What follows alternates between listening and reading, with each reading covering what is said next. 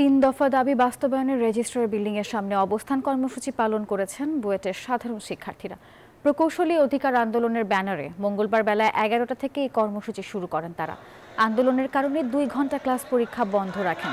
বলেন, কোটার মাধ্যমে ডিপ্লোমা থেকে সরাসরি নবম গ্রেডে পদোন্নতি বাতিল করতে হবে। ইঞ্জিনিয়ারিংয়ের নবম গ্রেড বা সম্মান পদে প্রবেশের জন্য সবাইকে নিয়োগ পরীক্ষায় উত্তীর্ণ হতে হবে। এছাড়াও বিএসসি ইঞ্জিনিয়ারিং স্নাতক ছাড়া যারা প্রকৌশলী পদবি ব্যবহার করছেন তাদের বিরুদ্ধে আইনি পদক্ষেপ নেওয়ার দাবিও করেছেন শিক্ষার্থীরা।